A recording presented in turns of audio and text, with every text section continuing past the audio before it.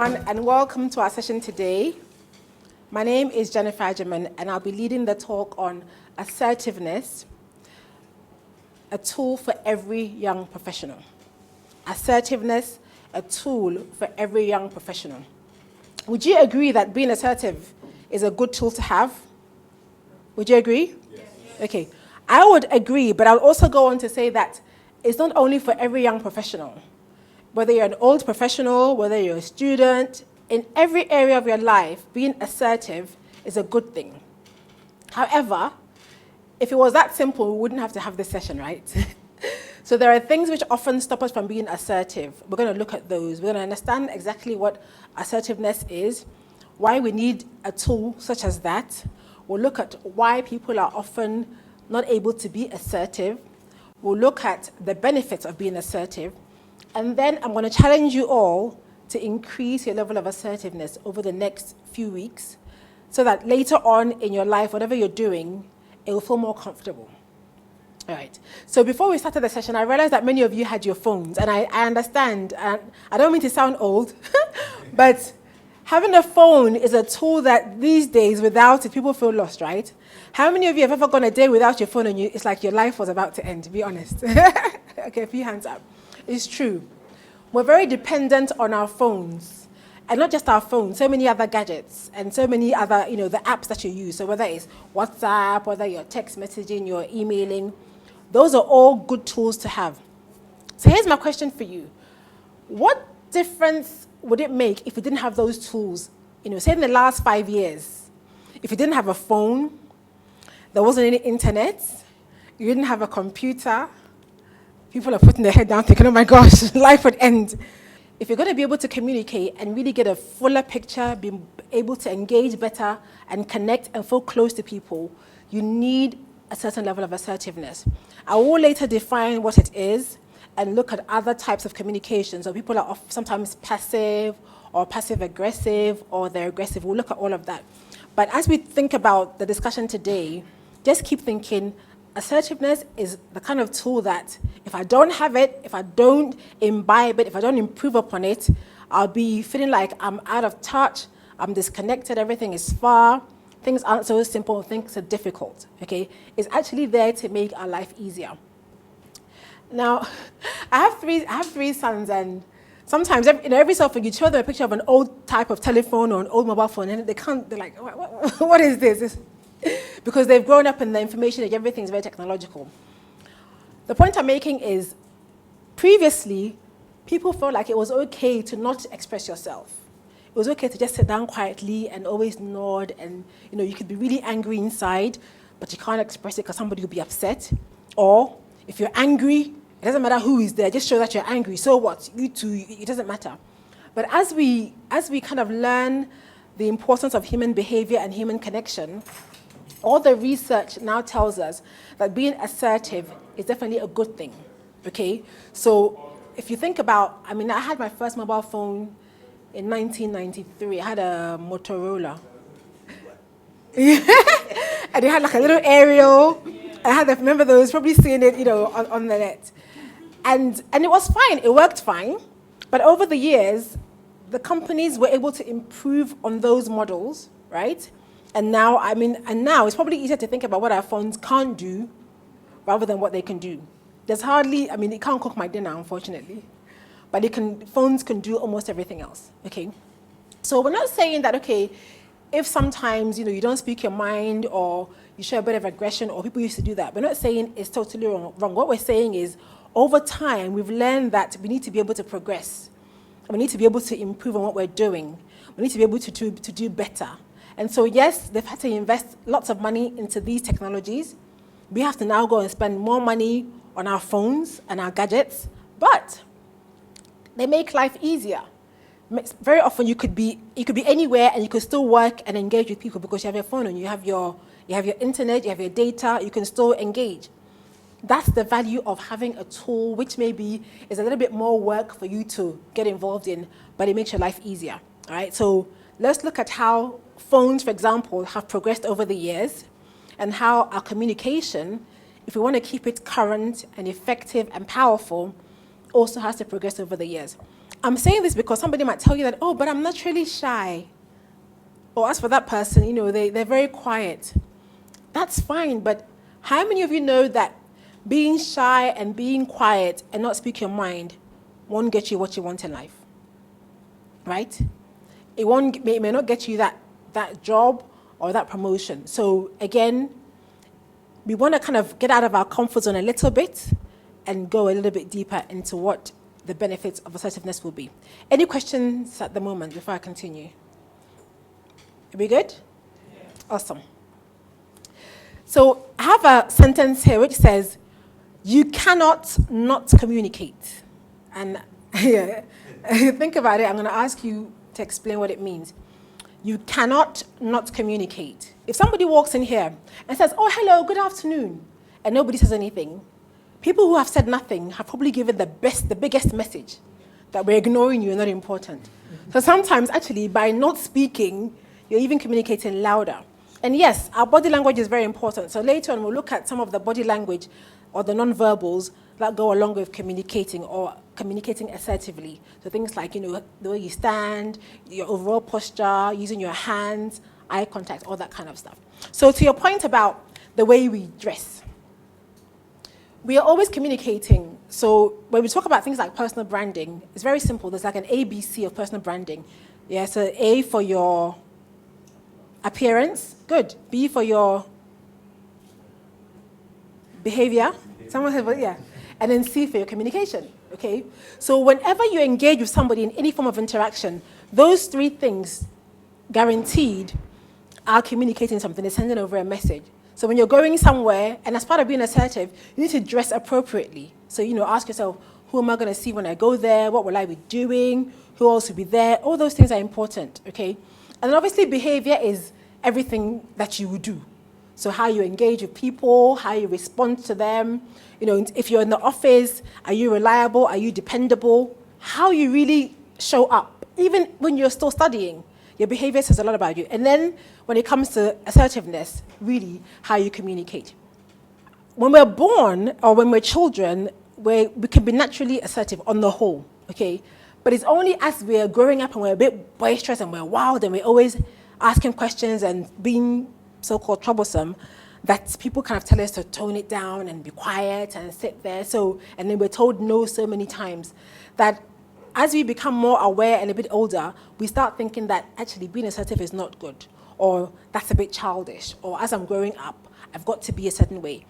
And it's true and not true. It's true in a sense that obviously the more mature you become, you have to kind of be more aware of who's around and the environment to kind of influence your behavior. However, it shouldn't be at the extreme end that you totally disappear as a person and this need the world has of you, it doesn't get you because you're now so busy trying to conform or be the perfect person or be so quiet or keep everything to yourself that the world is robbed of you, okay? So being assertive is not, it's not a Western thing and it's a thing about, okay, what skills do I have? What talents do I have? What's my personality?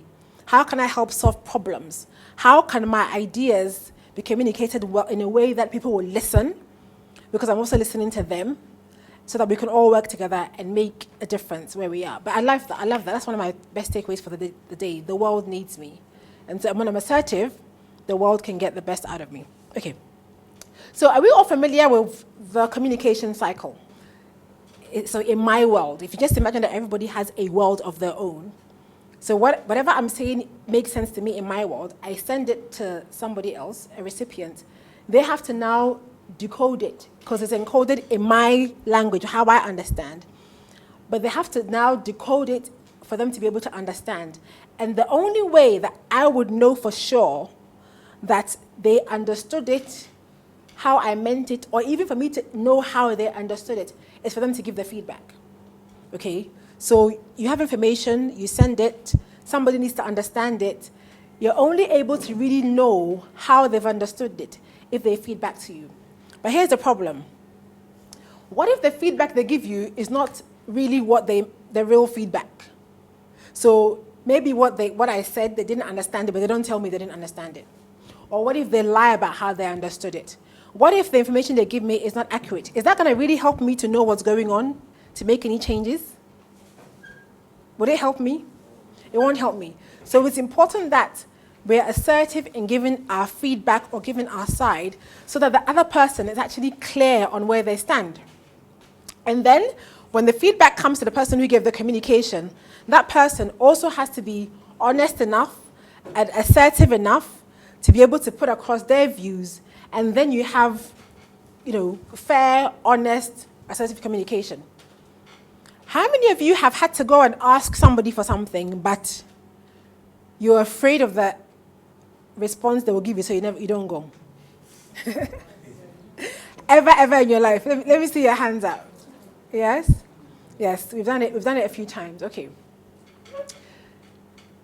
From today, we're going to cast it out in Jesus' name. Not really. No, that's one of the main reasons people don't ask for what they want, because they're afraid of not getting it. What I want us to understand is that when we say be assertive, we're not guaranteeing that you get everything you want. All we're saying is still ask anyway, and don't be afraid of the response. Okay? Because hearing no is part of life. But if in your mind, for the sake of avoiding the no, you don't go at all, then that's bad, because actually the answer could be yes. And you're losing out on the yes because of a fear of a no. All right? Right, so at this stage, I'll share a definition of assertiveness. So please pay attention. Assertiveness is the quality of being self-assured and confident without being aggressive. Okay? So assertiveness is the quality of being self-assured and confident without being aggressive. To the field of psychology and psychotherapy, it is actually a learnable skill and mode of communication.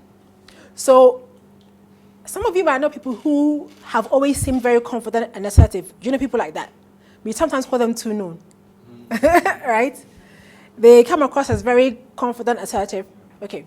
The beautiful thing is, what this definition is telling us, and it's from Wikipedia, is that we can actually learn it. It's learnable.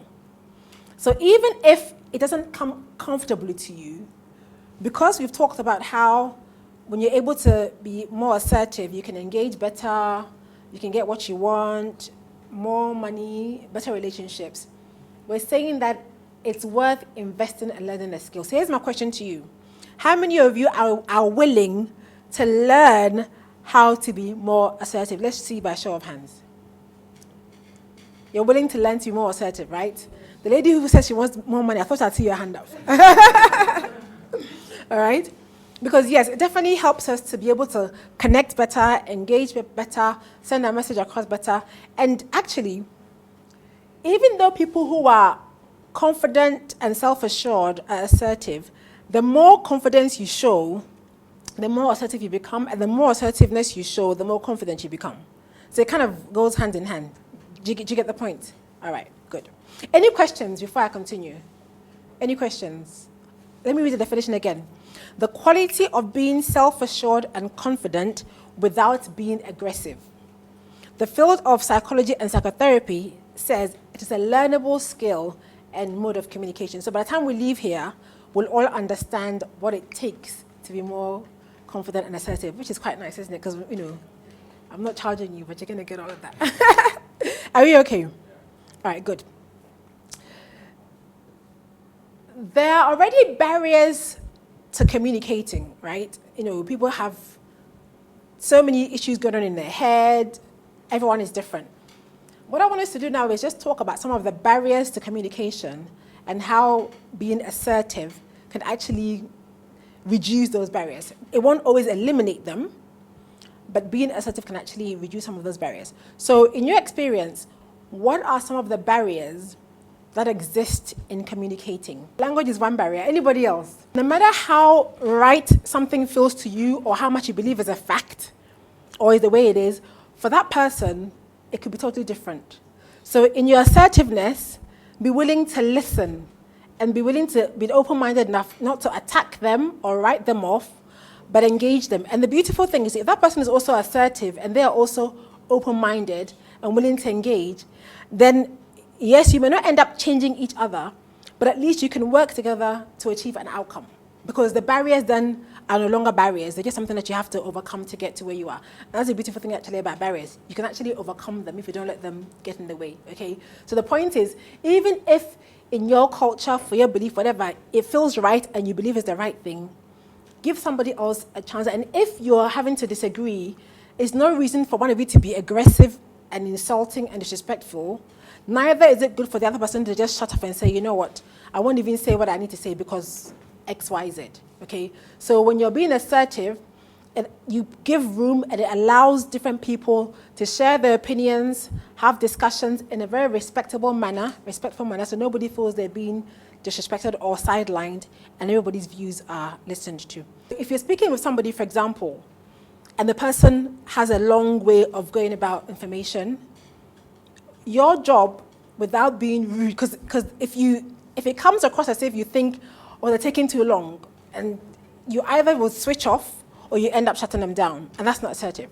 So what you could do is, maybe they say something very long, you pick out the main points, and you can say, oh, so this is what I hear you saying, A, B, C. Yes? So you've been able to communicate with them without them feeling like you think they are boring or long-winded. You're happy because you've got the main points, but you've been able to kind of get rid of all the chaff and all the waste around it as well. Okay? And that's also a skill that you can develop. So what you may see happening the next time you speak with them, if that happens a couple of times without you making them feel bad, they may actually tell you the points in a shorter form than their long-winded way. You gonna try that? Yeah? Awesome. One more, this side. Can somebody tell me a barrier to communication and how being assertive can help?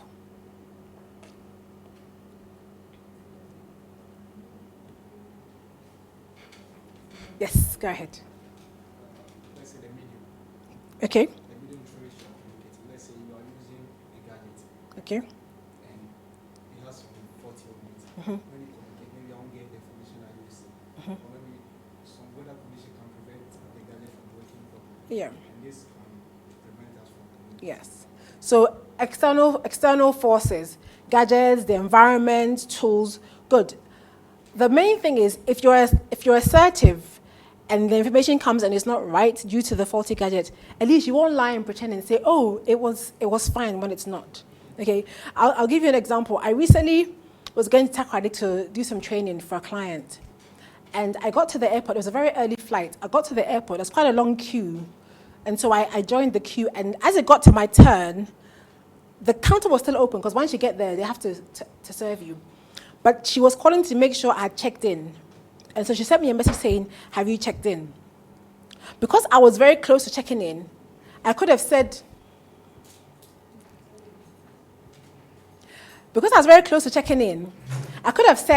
yes, I've checked in. Because really, how would she know, right? In doing that, I could have thought I'm pleasing her because she knows everything is fine. But I was honest and saying, well, I haven't checked in yet. I'm about to check in, but there's a bit of a delay. When I actually got to the counter to check in, there was an issue with the ticket. So imagine if I had said to her, yes, I've checked in. And then I would now have to call back and say to her, I haven't checked in. Do you see what I mean? Just be honest. Even if at that time you think, oh no, they will think this. Just if the thing is 1, 2, 3, don't say it's A, B, C, or 4, 5, 6. Be honest. We often find it difficult because we're scared of, oh, what if they say this? That can be dealt with later. But in being a good communicator and being assertive, honesty is key. Because if you keep telling lies, what happens is you have to tell another lie to cover the other lie. And then you have to, I just felt, thank God I told her the truth, because how would I come out of, I've checked in, to, no, I haven't checked in? Do you see what I mean? So that honesty is very, very important. Yes, she could have said to me, oh, but it's almost time to go. I know I was there when I was supposed to be there. Okay, so that's one of the key things about assertiveness and communication. Be as honest as you can. When it comes to working with people, and and if you're going to go out and get jobs, and even while you're studying, some of you probably have part-time jobs. What is the challenge when it comes to us speaking up when people are doing the wrong things? So we've seen that somebody has put this here and it's not supposed to be here. But we don't want to either tell them or tell somebody else. what do we think is the challenge when it comes to being assertive and speaking up, either for ourselves or for others? Because the one thing the definition didn't talk about, being assertive isn't just about you. So it means if somebody else, for whatever reason, can't speak or stand up for themselves, you can do that for them. Okay? Because one day, hopefully, when the tables are turned, you'd want them to do that for you. So one of my saddest memories of Ghana is the Major Mahama lynching. 2 or 3 years. It's coming up to 3 years, I think. I keep saying, 2 years? Really? Okay, 2 years ago. Okay. I keep thinking to myself, couldn't one person say, like, stop? Every time I think about it, I wonder. Okay? But what is the challenge when it comes to being able to stand up for ourselves and others? Why don't people do it enough? Or maybe in your experience is different. Have you seen people stand up and speak up for themselves or other people? Let's share on that. So when you see things going wrong or seeing things done that shouldn't be done, what is your response? Do you speak up? Do you not speak up? And can I have reasons for whichever the answer is?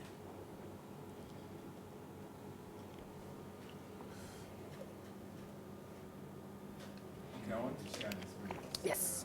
It happened 2 days ago. I was in the church. Okay. I think the mate was new on the road, so he didn't know the fare. So he was charging anyhow. Anyone who comes, he gets messages straight price. Maybe you had a high target that day. I was like, what is wrong with this mate? So I just couldn't tell that. Don't you know that what you're doing is wrong? This is how we charge it. For example, he took someone from home road to Circle. Yeah. 2 cities, 10 pesos. Wow. Someone boarded the car at airport, and the person was not going to Circle, going to Model. He was charging 250 pesos. Oh, wow. That's extortionate. What kind of mathematics is this? I told the man that no, that's not fair, and he was angry anyway. But I just put up the money. He charged the right fare, so at least I was able to salvage the situation. Yeah. So I'm sure other people also probably saw, and in their mind, not talking. yes. You're just doing but My youngest son, when he was about 4 or 5, was at school, and they came around to do the injections. And we had signed the consent, but we forgot to tell him. Out of the whole class of maybe, say, 20, 25, when my husband went to get him, the nurse said, oh, that's your son? And he said, yes, why? And he said, he's the only one that, when he got it to his turn, before the injection, he said, have you told mommy and daddy you're going to give me an injection today? All the other children just stood there and got the injection. Yes, in a school environment, it's fine because there are teachers around and so on. But the point is, if we're not raising children to ask certain questions and speak up when they're not sure, or feel like I have a right for you to know that this is okay, it becomes a problem. They won't speak up if somebody maybe is trying to abuse them. They won't speak up if they see somebody lying. And it's only because very often we just tell them that, oh, that person is older than you, so you must just go ahead, okay? When we start working, we can't just do, oh, that person is older than you, so just allow them. It's not a way to build a society that will make change. Because what happens is, every time we see somebody who is older or more senior, has more power, has more money, has more clout, we literally freeze and let them do what they want. And that's not going to help us. It's not going to help you when you're working, because you may see things that are going wrong. And as long as you know this is right and this is wrong, you must find the courage. So, be like the person on the church row who doesn't just sit and watch people money being extorted out of them because of a fare. Speak up. Yes, there's a risk he could have given you a blow, I don't know, or made you get off of his structure. But the world needs us. The world needs your assertiveness, okay? So there are basic human rights we're all entitled to, and I can link them to assertiveness. So for example, we all have the right to be treated with respect. So in being assertive, one of the ways you can explore or improve your assertiveness is somebody's being disrespectful to you, you can tell them, I find what you're doing disrespectful. Or please, no, if they're shouting, please don't shout. If they're going to hit you, find a way to let people know that I won't tolerate certain things. I know it sounds difficult, but why do we have a voice and a will if we can't exercise our rights, okay? So we have a right to be treated with respect. You have a right to make mistakes and be responsible for them. One of the best things, or one of the things that prevents us from being assertive, we're afraid of making mistakes. So you think you want to say something, but what if it's wrong? What if nobody likes it? Well, that's okay. If it's a mistake, you can apologize for it and accept it. But that fear of, I might get it wrong, should not stop you from expressing yourself or from trying. Thirdly, we have a right to refuse requests without feeling guilty. If somebody asks you to do something that you know you don't necessarily have to do. So, say at work, or even in schools, let's give the educational example. Somebody says to you, oh, but in that exam room, can you help me with this question? Because I don't know it, or whatever. You have a right to say no. The point is, yes, when we feel like we owe people or we should give that information out, then it feels like it's okay to, but if we look at it as actually, but you're cheating. And this is my take on it. If that person, based on my help or the answer I give them, passes that exam and goes to get a particular job or a particular position, they're actually not qualified to be there because the answer came from somebody else. Do you get my point? Whereas if they've studied for it themselves, they understand how to apply it. When they're in that position, they can do a good job because they've actually earned the right to be there. Okay? Imagine if you go to a doctor for surgery, it's life-saving surgery, and that doctor, all his exams that he passed is because people fed him the answers. Would you feel safe with your life in his hands? No. Imagine there's somebody on the road who is driving and they've never actually taken a driving test or had a driving lesson, and they're behind that machine, and you're in that car, and your life is literally in their hands. The world needs you. So we need to start thinking about assertiveness in these things, okay? Sometimes we feel like, oh, but it doesn't matter, it's only this.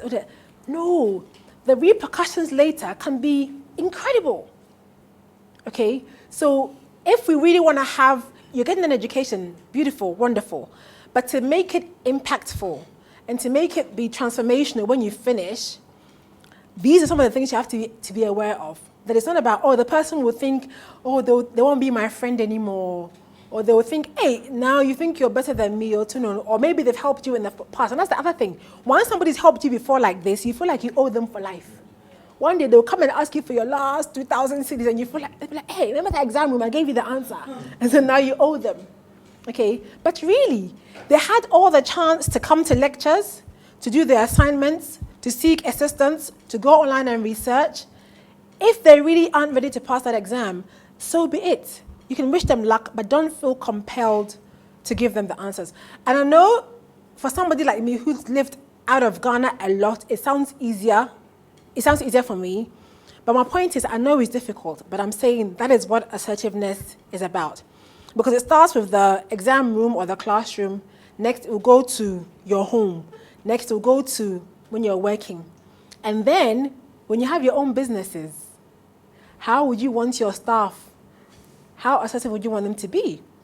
If there are 2 members of staff and one wants to steal from you, would you want the other one to turn a blind eye and watch them steal and ruin your business? Or would you want them to speak up? What would you want? You want them to speak up. So it starts with you learning to be more assertive, and then you would dare expect it from other people. But if you yourself, every time something has to be done, you're struggling, how are you going to be able to teach that to your friends and your children and your staff? Okay? I know it doesn't sound simple, but my point is it is doable. Okay? So start thinking about the far-reaching consequences of being assertive or not. All right?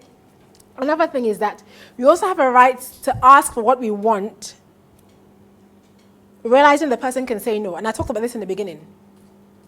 Don't be afraid to ask for something because you hear no. No is actually just it's a response. And then when you also hear the no, don't feel like, oh no, it's the end of the world. Like that person, I've been rejected. Okay? So part of being assertive is about building enough self-esteem that whatever the response that comes from your request, you can handle it. So if it's a yes, you know how to deal with it. If it's a no, okay, maybe next time it'll be a yes. And then you also learn to say yes and no to people appropriately without feeling guilty. Also, you have a right to be listened to and taken seriously. And this is where it's important for you to share your ideas. The world needs us. So whatever ideas you're getting, you're not here just to get a qualification or a piece of paper. It's about the way you think. It's about your mindset. It's about your dreams, your goals, your aspirations. If you're able to put all those together and be more assertive and go after your dreams, you can make a big difference in the world. Finally, you have a right to ask for information. That's one of our biggest challenges I've noticed as a nation, as a country. And I have a theory. You know when people are in school? You know when in school they're writing and they make them do this? And it's interesting because in school we do this, but at university we want to pass around, answers to questions. Information, when it's shared, empowers all of us. Okay? All?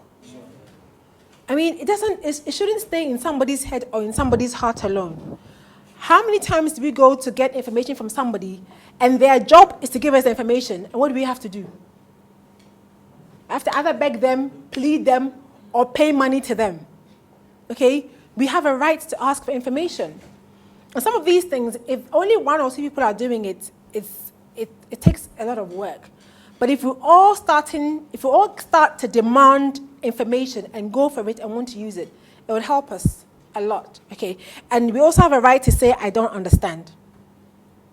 Okay? If you're in class and you don't understand something, put your hand up and say you don't understand. That lecturer is there and is being paid to give you the information and for you to understand. If you don't understand, ask to get clarification. That will reduce the chance of you going into the exam room and having to ask somebody for the answer and then getting disqualified and having your paper taken away from you. All right? So if you don't understand something, share. So on that note, is there anything I've said that somebody doesn't understand? Please let me know. Or any questions. Let's take a couple of questions before we move on into the different types of communication, whether it's aggressive, passive-aggressive. Yes, please. So can somebody be assertive and be silent at the same time? In the sense that because you want to manage conflict or misunderstanding, you wouldn't want to talk about whatever you feel is right or wrong. Okay, very, very good question.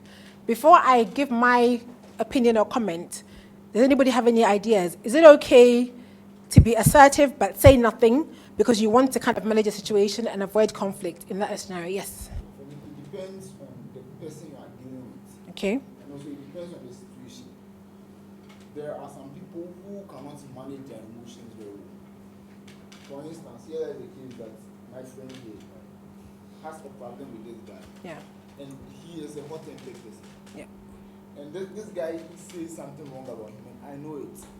If I would want to manage the situation very well, I wouldn't tell him. Because I know if I should tell him right now, he can't Yeah. my friend here. Yeah.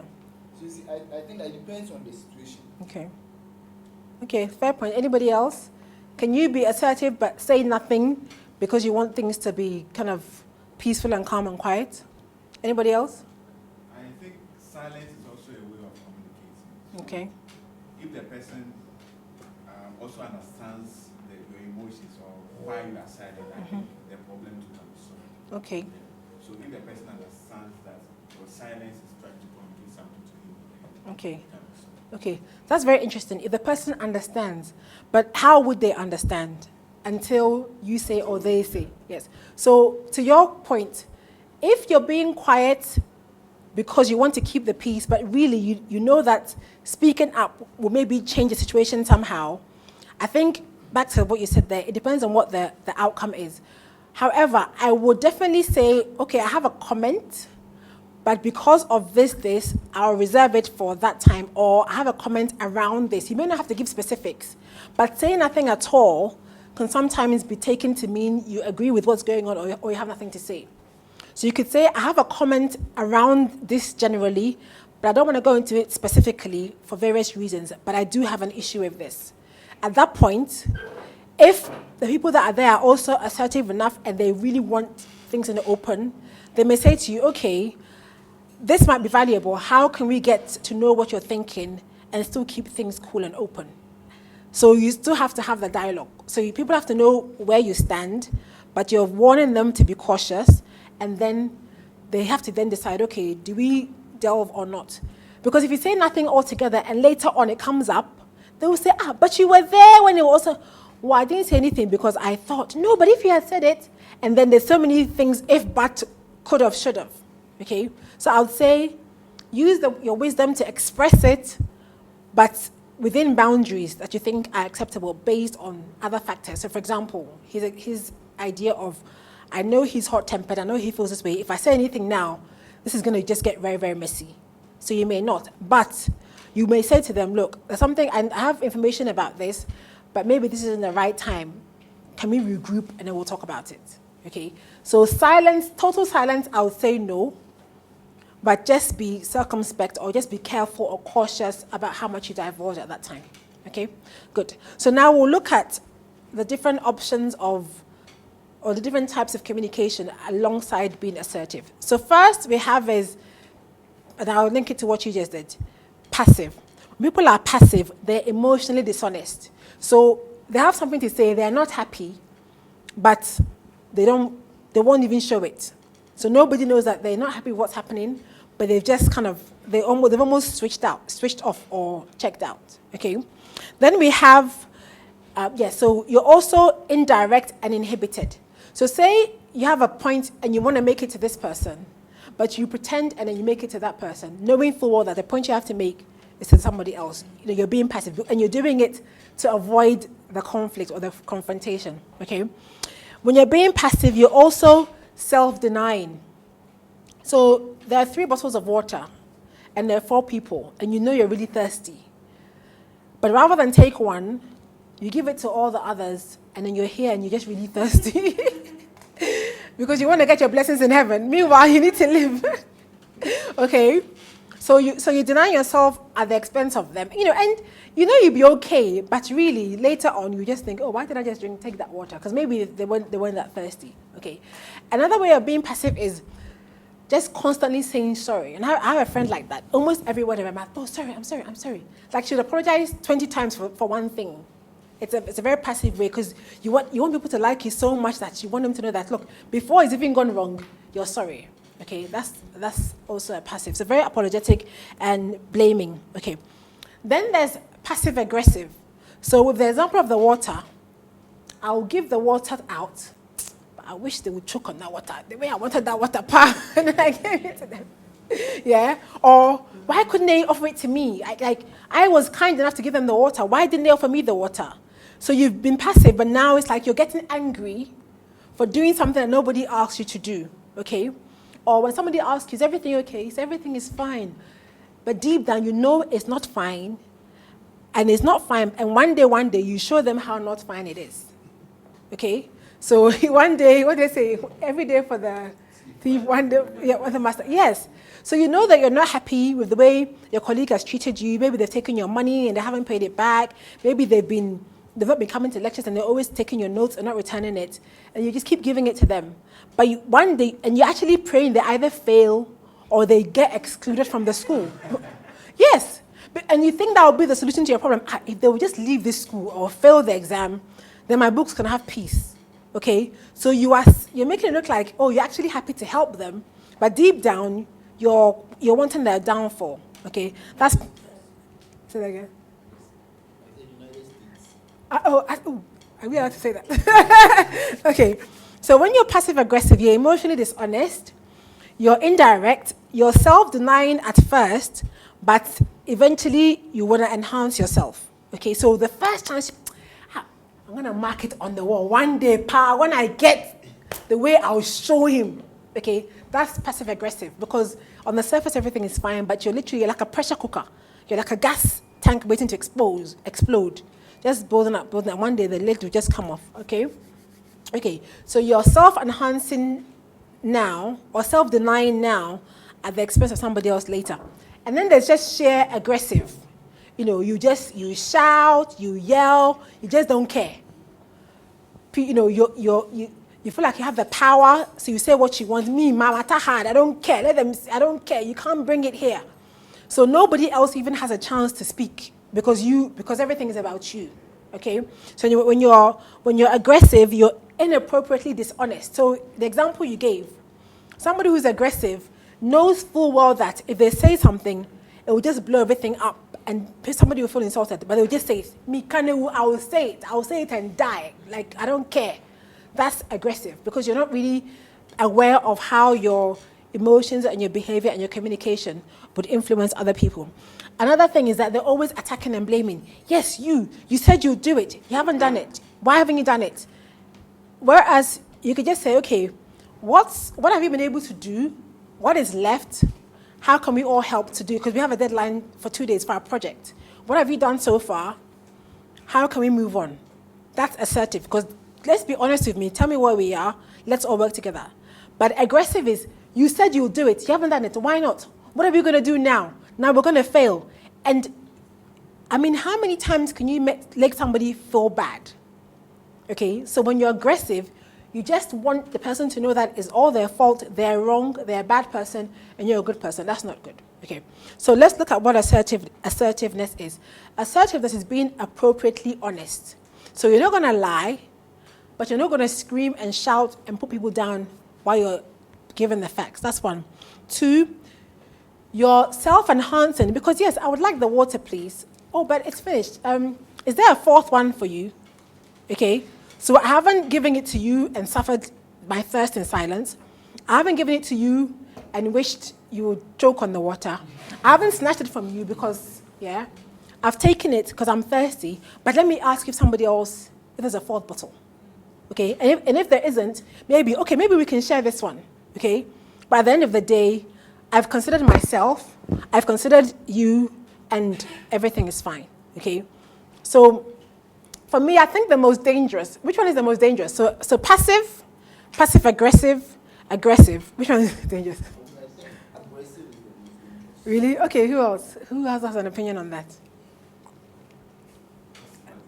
Okay, so tell me why aggressive is the most dangerous, and then tell me why passive aggressive. I would say aggressive is the most dangerous because all of us here are leaders, or even potential leaders. Yes. And since we are leaders, we don't need to be aggressive. Like, if you are the kind of person who plays the blame game, or you're the kind of person who is, any little thing that happens, you want to blow it down, you can't be a leader. Mm-hmm. Because here lies the case, as a leader, if something goes on between you and subordinates, instead of you to find ways of solving it, you just go around blaming someone that you are responsible for this. You just play the blame game. You can't solve problems. Okay. And also, and also to add to it. Also to add to it as a leader. Yeah. You need to make sure that you take responsibility. An aggressive person, when something happens and he blows things up, it lets you like does not take responsibility. Because if someone does something, you need to be responsible for the action of your subordinates. Okay. So if you are aggressive here, you can't be a leader. Okay. So he's tying it to leadership. I didn't even add this. You should be one person that when something goes on, you should have a code of, in every organization, there's a code of secrecy. Okay. And an aggressive person cannot keep that code. But when something goes on, they go and blab it outside. The next day, he's telling someone like, yeah, when we went to the meeting, this was what happened. If you are that kind of person, you can't be a leader. You've lost it. Okay. So for me, I think that aggressive with we training, like we undergoing the training to be leaders or potential leaders. Yeah. To me, an aggressive person. It's not good. They can't be leader. Okay. I like the way you've linked it to leadership. And I have some different views about the responsibility, but great examples. Thank you. Yes. So mine was aggressive. Passive aggressive. Yeah. So passive aggressive personally, I think it means that the person's like lukewarm. Okay. Which is very bad, that kind of attitude. Okay. You kind of don't wish people well, but outwardly you may seem to be very good to people, but inwardly you have something fishy that you don't do. Right.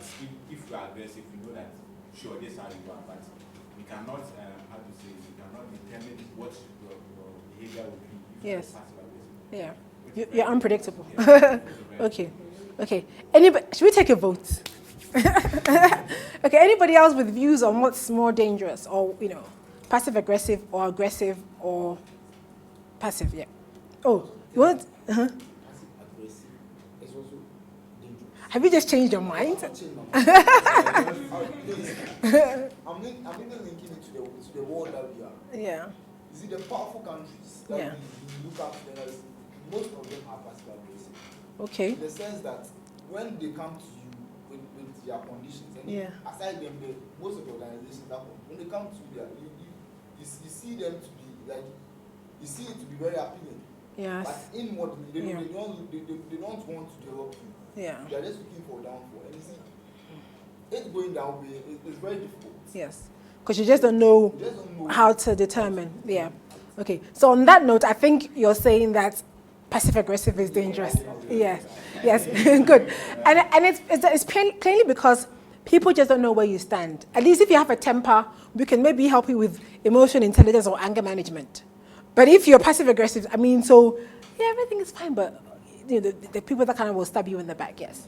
Yes. And again, sometimes it's fueled by fear. They're afraid or they don't know how to confidently express themselves. So they want to protect themselves because they want to, but then at the end of the day, nobody else matters. They put themselves in front. Okay, good. So yes, we all can be assertive. Right. So in being assertive, we need to be assertive enough to express our views and let people understand where we're coming from. But we also have to be humble enough to listen to their views, okay? And when I use the word humble, I'm very, very careful because very often people think humility is allowing people to step all over you and you being very passive and not expressing yourself or not having an opinion or not having a view. That's not humility. Humility just says that, okay, this is what I believe and I understand to be right. I won't disrespect you, but I definitely won't disrespect myself either. So I respect myself and I respect you. Okay, so for me, assertiveness is really about having confidence or high self-esteem for yourself, but you also, the same way that you have it for yourself, you actually expect that everybody else also has it, so that you kind of are able to be on a same level playing field. So you don't have to put people down to feel high, but you also won't allow yourself to be put down for them to feel high. Okay, so when people are passive, they're basically disrespecting themselves. When people are aggressive, they're disrespecting other people. But when they're assertive, they're respecting both. They respect their views, and they know that people have different backgrounds and cultures and biases, and people have different knowledge levels, and people are different. And they make room for all of that. And then when everything comes together, we can still get the results that we want. Okay. Right. So earlier, somebody was saying that when it comes to being assertive and communicating, there are verbals and non-verbals, okay? So I'll just ask you to just remind us, what do we believe are some of the verbal and non-verbal characteristics of people who are assertive? And I'll put it this way. Think of somebody you know who's very assertive, okay?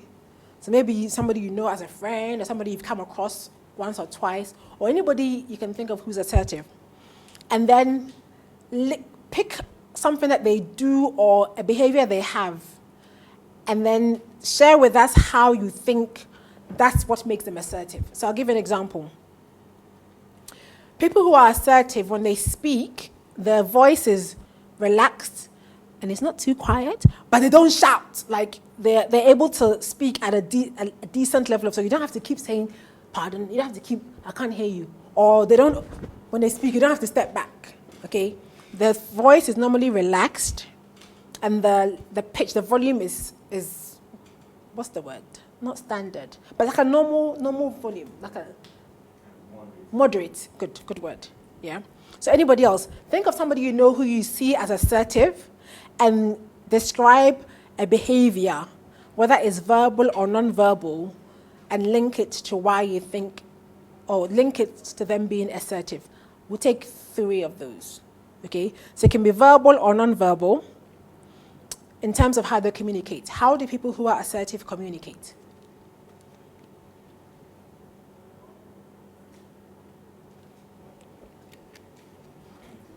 Who hasn't spoken? Can you give me an example of how somebody behaves when they're assertive, either in the way they speak or anything about them? Give me one example, please. Nice and loud. Okay. Give an example right now. Right? But there are people, the moment you want to correct them, they get angry and start yelling at you. I see these people to be. They Okay. So, It's a person that I'm putting across. okay. So if you ask somebody a question, so like now, if I said, well, what do you mean they are yelling and am I being assertive or am I being something else? Yeah. Yes. So to them, they may see that as a way to express themselves or their confidence, but it's actually inappropriate. So it's aggressive. It's not assertive. So in that scenario, if somebody assertive is there, you could say, "Oh, you're speaking a bit too loud. Can you?" Like it feels like you're shouting. Yeah. And if that person is actually assertive rather than aggressive, they will be either aware they're shouting, or as soon as somebody draws their attention to it, they will actually reduce their voice. Can we say that being aggressive is a way of putting up a defensive mechanism? Can we say that? It could be. It could be. Some people don't do it deliberately. Some people don't always know how their behavior affects others. And I'll talk about emotional intelligence shortly. If they're emotionally intelligent, they should pay attention and see how people respond. So for example, as the person starts shouting, if people do this and nobody says anything, people kind of freeze, or they ask for input and nobody responds, they should start wondering, what is it about the way I'm communicating is that people see me coming, they run a mile. Like, people don't want to be around me. People don't feel comfortable. I keep saying to them, "Oh, come and talk to me. Come and tell me your problems. I'm here waiting." And nobody comes. Meanwhile, I'm hearing people murmuring. I'm hearing stories, people are not happy. But nobody wants to come and talk to me. If I'm asking myself those questions, and I really care enough to get the answers, I will know that I'm an aggressive person, or people don't feel comfortable and aren't ready to engage with me because my response may be inappropriately negative. Okay, so yes, it can be viewed as a defense, but they're not always aware that it's a defense mechanism. I had somebody share with me that in a training that they have a boss who watches her staff on the camera, and sometimes she'd watch you after people have been to see her. Her staff will go and cry. They're so upset, and then she'll call them and say, why are you crying?" But she's not even aware that it's the engagement, or the way she treats them. Okay, so people aren't always aware, but this is why if people are assertive around you, it's important. People should be able to tell you. That person would have either a boss or colleagues who should say, "Oh, the way you speak to the staff, you don't need to shout so much. It's actually, you're dealing with, it's not a nice way to deal with people. So I think you can tone down a little bit." Okay, I had somebody mention that they were working for a boss who had so many staff come and leave because he was just miserable. Like, you'd have about 3 PAs a month. They'd just come and they say, "I can't work with this guy," and then they'll leave. And it was her job to actually recruit her, staff for him. And the first time she went to engage him, she walked into the office. He had his back to her. And people had warned her, "Good luck with this one because he's a tough guy." This was like in the military or something. He was one of in the forces. And so she says, "Okay, sir, I'm here for a meeting." He says, "Yeah, carry on. I'm listening." And he just literally with his back to her. So she said to him, "How do you like to be dealt with? Can I go straight to the point, or do you like people to just tiptoe around you or whatever?" And when she said that to him, he actually turned around. Because most people, when they go into the office and he's got his back to them and he says, "Carry on, I'm listening," would passively just talk to his back. But how do you have a conversation with somebody's back? Is it appropriate? It's disrespectful.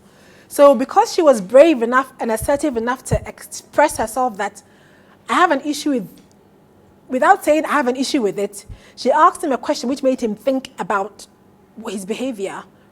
Everything changed. And from then, when he's going somewhere, he'd say, "Oh, come along with me," and "Oh, I did this, I shouldn't have done that." Her response or her assertiveness gave him the awareness, and for years, nobody else had dared to be able to speak to him and tell him how his behavior was affecting people. Okay? So that's what it is. People do that because they're in their own world and they're stressed and they're tired and whatever. But that is not a license for them to disrespect you and I.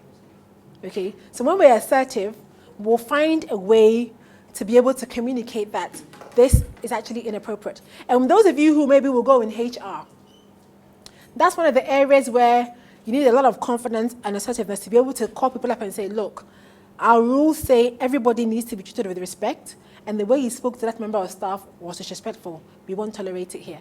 It sounds like, are you sure you can say that? But we should be able to say that. Okay, so that's, like I said earlier, you're getting an education, but it's more than academics. You need to be whole people who will speak up against wrongs. And this tool of assertiveness is one that you need in your toolbox. It needs to be as sharp as the sharpest knife, because it makes a huge difference to your career. Okay, so now tell me a characteristic. Yes. Anytime he does something wrong, Yes. and I try to talk to him, he tells me, Mommy, why are you shouting? Why are you shouting? Yeah. Meanwhile, I know I'm not shouting. Ooh. He does that. I keep wondering. How old is he? 25. Oh, he's a, when you say boy, your son? Yes. He's a grown man. When you said boy, I thought like, okay, is it, okay, so what sometimes happens is, in the moment of your frustration, the shouting is not something that you would see as shouting, but here's the thing. There's a saying that goes, the person communicating is responsible for the communication. If he says you're shouting, whether you think you're shouting or not, your voice needs to come down. But I think it's a mechanism they use for me to stop talking about it. Okay, so let's try this. Next time he does that, just lower your voice anyway, or make your voice. This is a bit of a trick. Make your voice very quiet, and then when they can't hear you, then you have to bring it up. And so what you do is you bring it down quietly, and then say to them, okay, so what did I say? And they can and they can tell you. No, I mean, because my sons do it to me too, and I think for me normally I am shouting because they say, "Mommy, you're shouting," and I can't deny it. But normally it's because you see, the cycle is that your thoughts. So you think they've done something they shouldn't have done. You feel a bit angry. Your actions, very often you're not even aware of what's happening, and so you may not mean to shout, but you may end up shouting. So I think you don't mean to, but you're raising your voice because you're probably exasperated. You probably told them 3 times, don't do this, and they've still done it. And is it normally something that they've done good or bad? It's always bad. I rest my case, yes. So just think about it. If it's bad, the chances are it will irritate you. And normally when we're irritated, our voice goes up a tad louder and a pitch higher because okay, so yes. And actually, for them, it's probably not a big deal. They probably think you shouldn't even be talking about it at all. Never mind raising your voice. Okay, so get into their world and their space. Or next time, rather than get them to sit next to you, and then if you really shout, it'll be obvious. So let them sit. You have to try different tactics. But let them sit with you, and then you talk. That alone will change the dynamics. All right? Okay. Yes, and he's not a boy. Please don't call him a boy again. I thought you meant like an under, maybe 11, 12. Yeah, you're a young man. Okay. Anybody else? Assertiveness. Yes. You mentioned about nonverbals. Yes. So I want to paint a scenario. Let's take maybe a lady in this trending tattered jeans. Okay. And with this polo shirts and somebody in an office wear. Should both of them be standing there and somebody have lots of colors in her weave on, and the other person maybe has one straight color, which is black or brown? You might think this lady, don't mess with her, because the moment you step on her toes, she's going to, come at you. Yeah. Whilst the other lady who looks a bit corporate might be laid back and just take it easy and calm, but sometimes it's wrong. Okay, so for what I'm hearing, are you saying that you may project or expect certain behavior from people? Yes. So this goes back to the point that By their appearance. Yes. So this goes back to the point that normally there's a message you communicate from the way you look. Yeah. And so not to say dress to conform, but depending on where you're going, if you know that, generally speaking, this is the label I'll be given looking like this, you either have to decide, okay, fine, I'm going, I can deal with it, or I don't want that label or that expectation, so I'll change. Yes, but yes, we can only read you by how you present yourself. You could be a bank manageress, but if you're looking a particular way, different colors, tattered jeans, our mind, and it's a human condition, I would say, So what we're saying is be mindful of your image and your personal brand. Of course, if you could be the sweetest person, but for the environment and where you're going, is it appropriate? If it's appropriate, then fine. If it's not, then rethink it and change. All right. So yeah, some of the verbals: relaxed voice. People who are assertive, when they're speaking, they don't hesitate too much. They don't say, "Okay, I was thinking of asking you this question, and okay, so I was wondering." And they know what they want to say, but they're trying so hard to package it in a way that they think won't offend you that it doesn't even flow. Okay, so if you know and so this is another thing, and part of being assertive is about knowing your stuff. Have the knowledge, do the studies. So when you're going to ask the question, you have the relevant information. So you don't have to go and hesitate too much, okay? So a few hesitations. Your voice is sincere and clear. So sincerity, because you're telling the truth, you're not having to hide anything. So at my issue with the ticket, if I'd got there and I said to, oh yes, I've checked in, and then I would even feel funny saying it, knowing that it's not the truth. Yeah. And then also people who are assertive, we have to understand that we don't have all the answers. And so we have to be willing to explore, what's your idea? What do you think? Have you got any ideas? Anything you want to share? Do you agree with that? Would that work for you? Would it not? I mean, it doesn't hurt to get people's opinions. It can only make the soup richer or whatever, make the conversation nicer, okay? Sometimes we get into a situation where we only look to a few people out of a group to share ideas because we think they're the smart ones, they're the ones who know, they're the ones who are exposed, and it's not fair, it's not right. I don't want to put some of you on the spot, but I know a few of you haven't said anything in the class. Okay, but normally, ideally, we'd give people a chance. Everybody needs to, because everybody has something they want to share. And especially if they don't want to share because they're not sure it's right, find a way to encourage people to bring their ideas. So when you do your project work and stuff, find a way to engage people more, okay? And then, like I said, they seek people's opinions. This is what I've experienced. What about you? Am I the only one that feels like this? Have you noticed this? What can I do about this? You just never know who would give you different insights. And because my boys are quite young, it's incredible how children see the world so different from adults. I like talking to them to find out how they see things. Very, very different. Okay, so the nonverbals as well. People who are assertive, so they would listen. They won't just shut people down and shout them out. And people who are aggressive, the reason they don't listen sometimes is they don't want to have to change what they're doing. If I don't listen, then I don't know, right? But if I listen, then I have to know and then I have to do something about it. So people who are assertive, in terms of the nonverbal, they're able to listen. And then this is a tricky one, good eye contact. People often say to me, oh, but in some cultures, people are uncomfortable looking eye to eye and so on, okay? But if you're having a conversation with somebody and you won't even look in their eyes and you're looking elsewhere, there's a disconnect. You're not engaging. And when we teach public speaking, we help people to give good eye contact to everybody in the room. Because it's a way of engaging and drawing people in. If you don't look at people and you look elsewhere, then they can also switch off. Okay, so being totally present and something we call unconditional positive regard. When you're speaking to somebody, I'm not saying stare them out to make them be scared. Don't let them run away.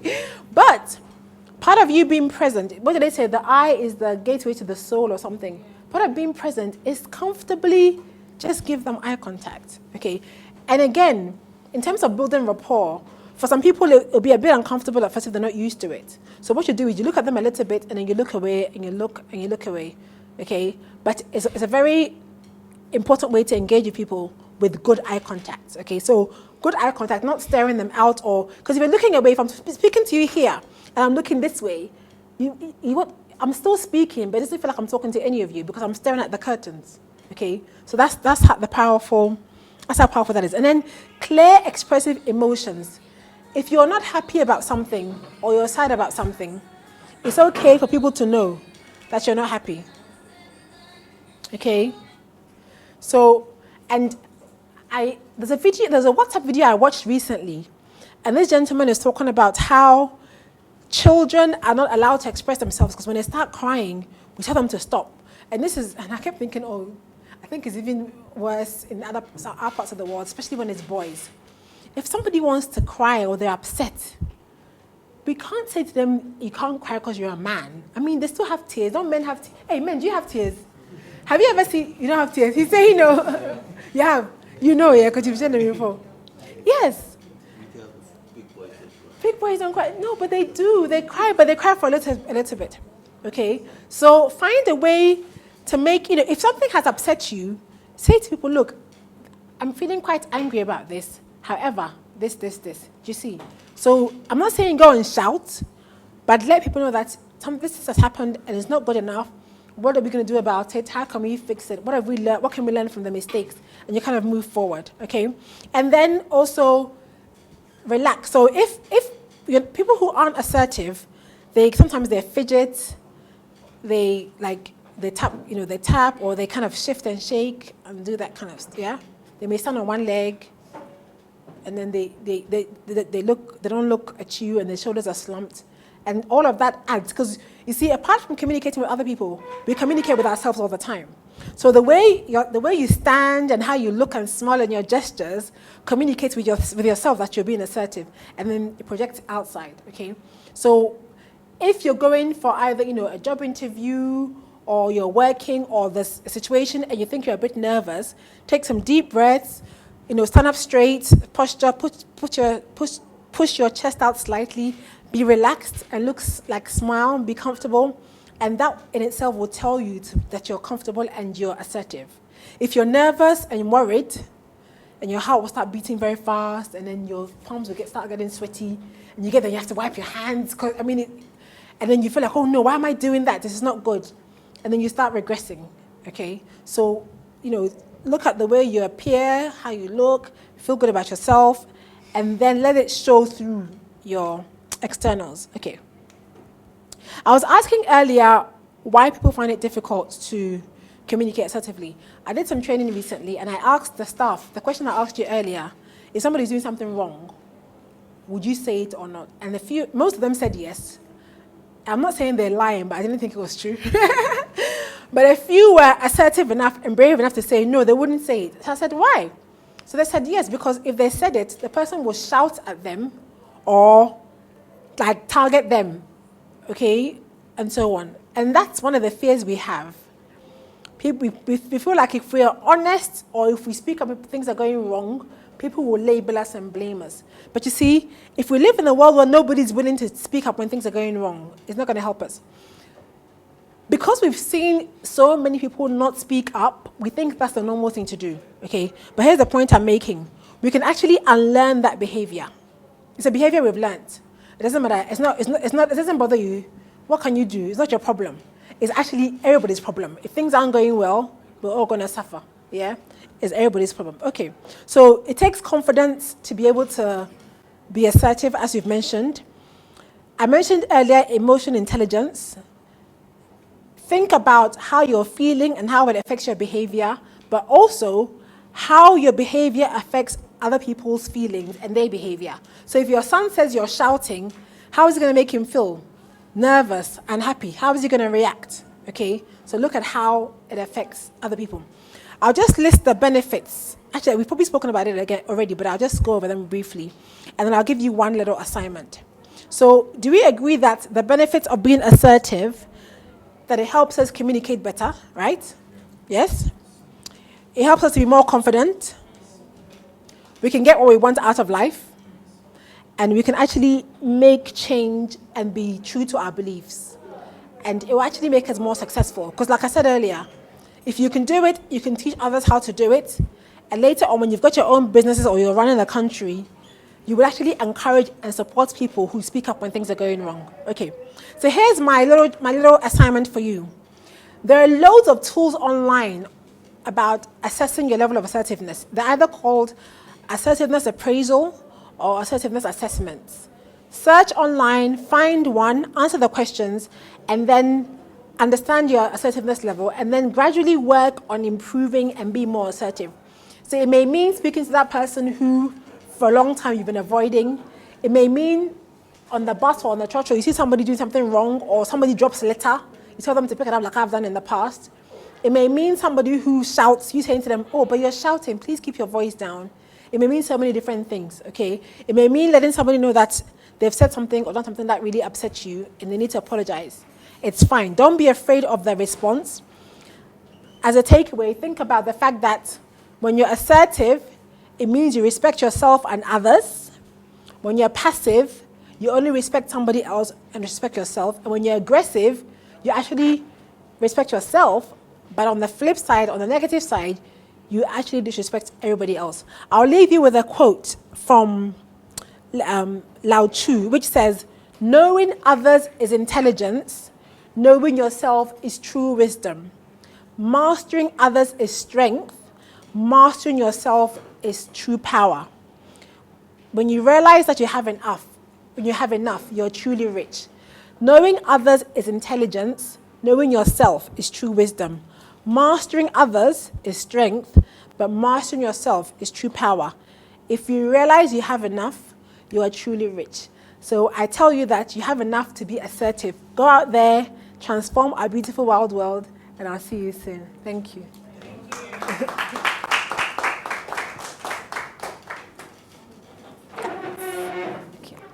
I hope you have enough. Yeah. It's after 4, right? Yeah. Yes, I think so. I asked a few of my own, so yeah, I'm sure. Okay, that's fine. Thank you so much. All right.